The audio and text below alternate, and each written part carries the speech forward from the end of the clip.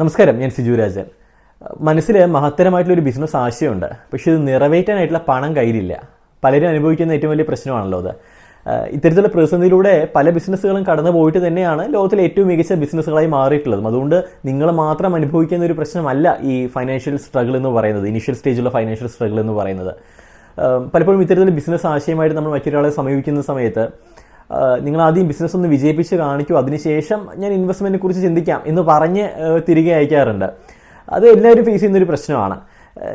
എങ്ങനെയെല്ലാം നമുക്ക് ബിസിനസ്സിന് വേണ്ടുന്ന മൂലധനം കണ്ടെത്താം, ഏതെല്ലാം സോഴ്സസിലൂടെ നമുക്ക് ബിസിനസ്സിന് വേണ്ടുന്ന ക്യാപിറ്റൽ നമുക്ക് കണ്ടെത്താം, ഈ ഒരു വിഷയത്തെക്കുറിച്ചിട്ടാണ് നമ്മൾ സംസാരിക്കാനായിട്ട് പോകുന്നത്. പല സ്രോതസ്സിലൂടെ നമുക്ക് ഫണ്ട് കണ്ടെത്താൻ കഴിയും. അതിലൊന്നാണ് ഏറ്റവും സേഫ് ആയിട്ടുള്ളൊരു മാർഗം കൂടിയാണത്. അതായത് സ്വന്തം കയ്യിലുള്ള പൈസ എടുത്തും നമ്മൾ ബിസിനസ് ചെയ്യുന്നു, നമ്മൾ പുറത്തുനിന്ന് കടം വാങ്ങുന്നില്ല, എൻ്റെ ഓൺ മണി കൊണ്ട് ഞാൻ ബിസിനസ് സ്റ്റാർട്ട് ചെയ്യുന്നു. നമ്മളിതിനെ ടെക്നിക്കലി പറയുന്ന പേരാണ് ബൂട്ട് സ്ട്രാപ്പിംഗ് എന്ന് പറയുന്നത്. ബൂട്ട് സ്ട്രാപ്പിംഗ്, സ്വന്തം പൈസ വെച്ച് ബിസിനസ് സ്റ്റാർട്ട് ചെയ്യുക, വളരെ സേഫാണ്. കാരണം നമുക്ക് ആരെയും ബോധിപ്പിക്കേണ്ട ആവശ്യമില്ല, ആരുടെയും അനുവാദം വാങ്ങേണ്ട ആവശ്യമില്ല. ഈ ഒരു ഡിസിഷൻ നമ്മൾ എടുക്കുന്നുണ്ട് എന്ന് പറഞ്ഞ് നമുക്ക് അനുവാദം വാങ്ങേണ്ട ആവശ്യം വരുന്നില്ല. നമുക്ക് ടെൻഷൻ അധികം അടിക്കേണ്ട ഒരു ആവശ്യം വരുന്നില്ല. കാരണം ഇൻ കേസ് ഒരു മാസം ബിസിനസ് നഷ്ടത്തിലാണെന്നുണ്ടെങ്കിൽ വാങ്ങിയ പൈസ അല്ലെങ്കിൽ ഈ ഇൻവെസ്റ്റേഴ്സിനോട് നമ്മൾ എന്ത് പറയും, അവന് പ്രോഫിറ്റ് കൊടുത്തില്ല എന്നുണ്ടെങ്കിൽ എന്തായിരിക്കും അവസ്ഥ? ഇത്തരത്തിലുള്ള ടെൻഷനിലൂടെ ഒരുപക്ഷെ കടന്നു പോകേണ്ടതായിട്ട് വരാം. നമ്മൾ പുറത്തുനിന്ന് ഒരു എക്സ്റ്റേണൽ സോഴ്സിൽ നിന്ന് ഫണ്ട് കണ്ടെത്തുന്ന സമയത്ത്, സ്വന്തം കയ്യിലാവുന്ന സമയത്ത് വളരെ സ്വാതന്ത്ര്യത്തോടുകൂടി നമുക്ക് പ്രവർത്തിക്കാനായിട്ട് കഴിയും. സോ ബൂട്ട് സ്ട്രാപ്പിംഗ് ഏറ്റവും മികച്ച രീതികളിലൊന്ന് തന്നെയാണ്. നിങ്ങളുടെ കയ്യിൽ പൈസ ഉള്ളിടത്തോളം കാലം. ഓക്കെ, പലർക്കും കഴിയാറില്ല. കാരണം ബിസിനസ് മഹത്തരമായിട്ടുള്ള ബിസിനസ് ആശയമുള്ള ആൾക്കാരുടെ കയ്യിൽ പൊതുവെ പണം കാണാറില്ല എന്നുള്ളതാണ് യാഥാർത്ഥ്യം. അപ്പം ഈ ബൂട്ട് സ്ട്രാപ്പിംഗ് പരമാവധി യൂസ് ചെയ്യുക. കാരണം കയ്യിലുള്ള പൈസ എടുത്തുകൊണ്ട് നിങ്ങൾ ബിസിനസ് സ്റ്റാർട്ട് ചെയ്യാനായിട്ട് നോക്കുക.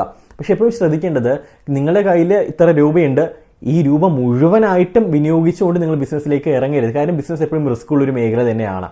നമ്മൾ എന്തെല്ലാം പറഞ്ഞു കഴിഞ്ഞാൽ, എത്രത്തോളം നല്ല പ്രൊഡക്റ്റാണ്, സർവീസാണ് നിങ്ങൾ ചെയ്യുന്നത് എങ്കിലും, എത്രത്തോളം സാധ്യതയുള്ളൊരു മേഖലയാണെന്നുണ്ടെങ്കിലും സ്റ്റിൽ റിസ്ക് അതിനകത്ത് ഒളിഞ്ഞു കിടക്കുന്നുണ്ട്.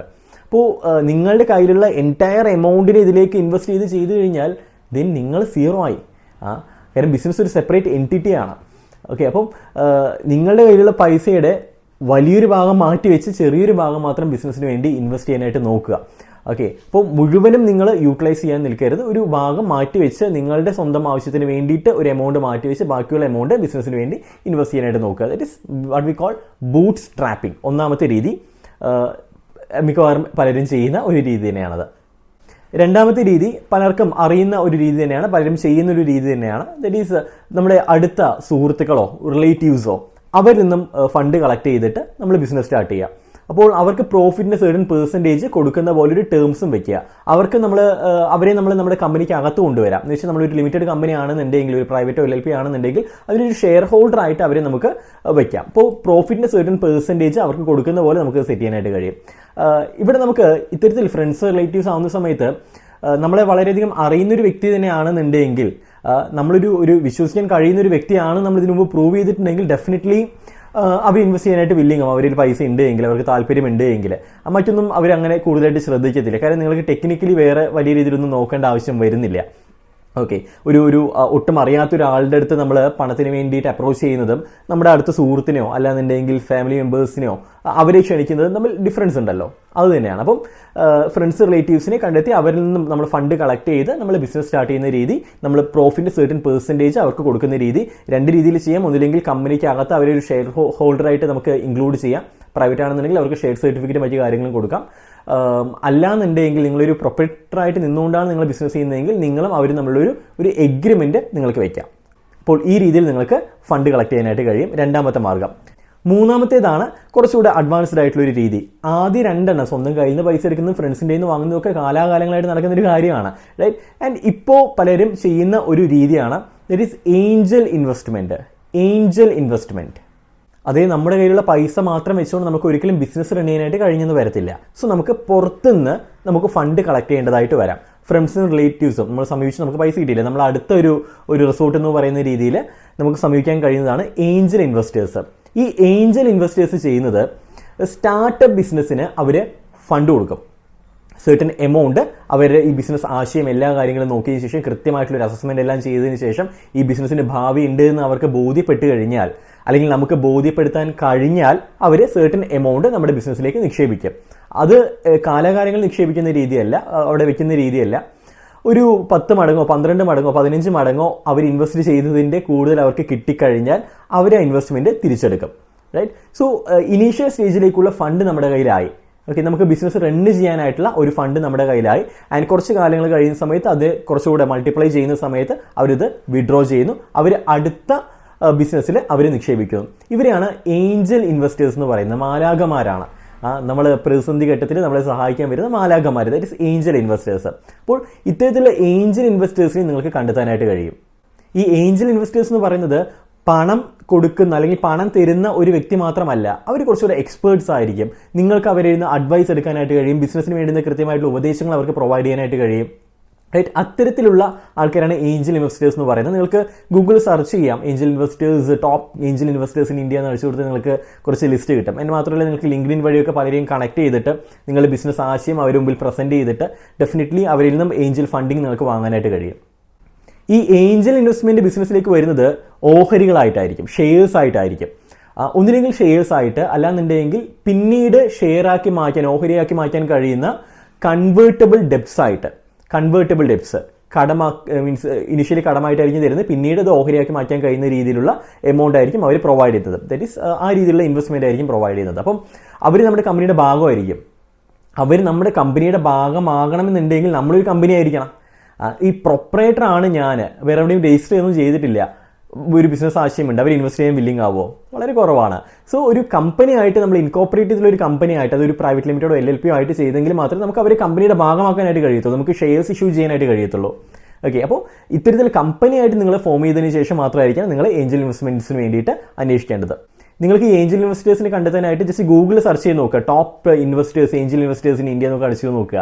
നിങ്ങൾക്ക് അവരുടെ ഡീറ്റെയിൽസ് എല്ലാം കിട്ടും. ആൻഡ് ആൾസോ ലിങ്ക്ഡിൻ പോലെയുള്ള സോഷ്യൽ മീഡിയാസ് വഴി നിങ്ങൾക്ക് അവരെ കണക്ട് ചെയ്യാനായിട്ട് കഴിയും. നിങ്ങളുടെ ബിസിനസ് ആശയത്തെ നല്ല രീതിയിൽ അതിനെ അവരുടെ മുമ്പിൽ പ്രസന്റ് ചെയ്യുക, ഒരു വിശ്വാസം ഉണ്ടാക്കിയെടുക്കുക. ഡെഫിനറ്റ്ലി അവർ ഇൻവെസ്റ്റ് ചെയ്യാനായിട്ട് വില്ലിങ് ആവും. അപ്പം അവർ ഇൻവെസ്റ്റ് ചെയ്യാനായിട്ട് വില്ലിങ് ആവുന്നതും ആവാത്തതും നിങ്ങളുടെ കഴിവ് പോലെ ഉണ്ടാകും. നിങ്ങൾ എത്രത്തോളം നല്ല രീതിയിൽ അതിനെ പ്രസന്റ് ചെയ്യുന്നു, എത്രത്തോളം ഉറച്ച ഒരു ബിസിനസ്സാണ് നിങ്ങളുടേത്, അല്ലെങ്കിൽ ആ ഒരു ആശയമാണ് നിങ്ങളുടേത്, എത്ര ഫ്യൂച്ചറിസ്റ്റിക് ആണ്, അതിനെല്ലാം ആശ്രയിച്ചിട്ടുണ്ടാവും അവർ ഇൻവെസ്റ്റ് ചെയ്യണോ വേണ്ടോ എന്ന് ഡിസൈഡ് ചെയ്യുന്നത്. നാലാമത്തേതാണ് ക്രൗഡ് ഫണ്ടിങ്. ക്രൗഡ് ഫണ്ടിങ് കുറച്ച് കാലങ്ങളായിട്ട് ഇന്റർനെറ്റൊക്കെ സജീവമായതിനു ശേഷമാണ് ക്രൗഡ് ഫണ്ടിങ് വന്നത്. ഇന്ന് പലപ്പോഴും അല്ലെങ്കിൽ കുറച്ച് കാലങ്ങളായിട്ട് നമ്മുടെ നാട്ടിൽ നടക്കുന്നത് ഈ ചികിത്സയ്ക്ക് വേണ്ടിയിട്ടുള്ള, ഈ ചാരിറ്റബിൾ പർപ്പസിന് വേണ്ടിയിട്ട് ഉള്ള ക്രൗഡ് ഫണ്ടിങ് ആണ്. അതായത് എന്തെങ്കിലും ഒരു ചികിത്സ ഒരു കുട്ടിക്കോ അല്ലെങ്കിൽ ആർക്കെങ്കിലും ചികിത്സ വേണം, കുറച്ച് കോടികൾ ചിലവാകുന്നുണ്ട്. സോ എന്ത് ചെയ്യുന്നു, ഇത് ഏതെങ്കിലും ഒരു മീഡിയേറ്റർ ഫണ്ട് ആൾക്കാരിൽ നിന്ന് ചെറിയൊരു എമൗണ്ട് 1000 രൂപയും 500 രൂപയും 2000 രൂപയൊക്കെ ആയിട്ട് കളക്ട് ചെയ്യുന്നു. ലോകത്തിലെ പല സ്ഥലങ്ങളിൽ നിന്നും ആൾക്കാർ ഇതിൽ കോൺട്രിബ്യൂട്ട് ചെയ്യുന്നു. എല്ലാം കൂടി കളക്ട് ചെയ്തതിന് ശേഷം ആ ചികിത്സയ്ക്ക് വേണ്ടി ഉപയോഗിക്കുന്നു. ഇവിടെ ചികിത്സയ്ക്ക് പകരം ബിസിനസ് എന്ന് മനസ്സിലാക്കുക. അപ്പോൾ ബിസിനസ്സിന് വേണ്ടിയിട്ട് ബിസിനസ് ആശയം ഏറ്റവും മികച്ചതാണെന്നുണ്ടെങ്കിൽ അത് ചാരിറ്റി ആവത്തില്ല. ആൾക്കാർ റിട്ടേൺ പ്രതീക്ഷിക്കാതെ ചെയ്യുന്നതാണ് ചാരിറ്റി എന്ന് പറയുന്നത്. ചാരിറ്റി അല്ല, ആൾക്കാർക്ക് നമ്മൾ റിട്ടേൺ കൊടുക്കേണ്ടതായിട്ട് വരും. സെർട്ടൻ പെർസെൻറ്റേജ് അവർക്ക് നമ്മൾ കൊടുക്കേണ്ടതായിട്ട് വരും. അപ്പോൾ ഒരു മീഡിയേറ്റർ ഒരു വെബ് പ്ലാറ്റ്ഫോം ആയിരിക്കും. ആ വെബ് പ്ലാറ്റ്ഫോം വഴിയായിരിക്കും ആൾക്കാർ ചെറിയ എമൗണ്ട് ഇൻവെസ്റ്റ് ചെയ്യുന്നത്. അതെല്ലാം കൂടി ചേർന്നിട്ട് നമുക്ക് യൂസ് ചെയ്യാൻ, നമ്മുടെ ബിസിനസ്സിൽ യൂസ് ചെയ്യാനായിട്ട് കഴിയും crowd funding. So crowd funding platforms ധാരാളമുണ്ട്. നെറ്റ് ബേസ് ചെയ്തിട്ടാണ് ക്രൗഡ് ഫണ്ടിങ് എല്ലാം നടക്കുന്നത്, ഓൺലൈൻ ബേസ് ചെയ്തിട്ടാണ്. അപ്പോൾ ഇത്തരത്തിലുള്ള ക്രൗഡ് ഫണ്ടിങ് പ്ലാറ്റ്ഫോംസ്, ഞാൻ പേരൊന്നും പറയുന്നില്ല, ജസ്റ്റ് ഗൂഗിൾ നിങ്ങൾ സെർച്ച് ചെയ്താൽ മതി. Crowd funding platforms in India എന്ന് കൊടുത്തു കഴിഞ്ഞാൽ നിങ്ങൾക്ക് കുറേ പ്ലാറ്റ്ഫോംസ് കിട്ടും. നിങ്ങൾ അവരെ സമീപിക്കുക, അവരോട് നിങ്ങൾ ബിസിനസ് ആശയങ്ങൾ പങ്കിടുക. ആൻഡ് എല്ലാത്തിനും അൾട്ടിമേറ്റ്ലി ബിസിനസ് ആശയം അത്രത്തോളം മികച്ചതായിരിക്കണം, പ്രസന്റ് ചെയ്യുന്ന നിങ്ങളും അത്രത്തോളം മികച്ച രീതിയിൽ പ്രസന്റ് ചെയ്യാനായിട്ട് കഴിയണം. ഓക്കെ, സോ ക്രൗഡ് ഫണ്ടിങ് എന്നാണ് മനസ്സിലായല്ലോ. ചെറിയൊരു എമൗണ്ട് വെച്ചുകൊണ്ട് പല ആൾക്കാരും നമ്മൾ കളക്ട് ചെയ്യുന്നു. ക്രൗഡ് ഫണ്ടിങ് ഒരുമിച്ച് നമ്മൾ കളക്ട് ചെയ്യുന്നു. ആ എമൗണ്ട് നമ്മൾ ബിസിനസ്സിന് വേണ്ടി യൂട്ടിലൈസ് ചെയ്യുന്നു. സെർട്ടൻ പെർസെൻറ്റേജ് അവർക്ക് നമ്മൾ റിട്ടേണും പ്രൊവൈഡ് ചെയ്യുന്നു. അഞ്ചാമത്തേതാണ് വെഞ്ചർ ക്യാപിറ്റൽ, VC എന്ന് പറയും, വെഞ്ചർ ക്യാപിറ്റൽ.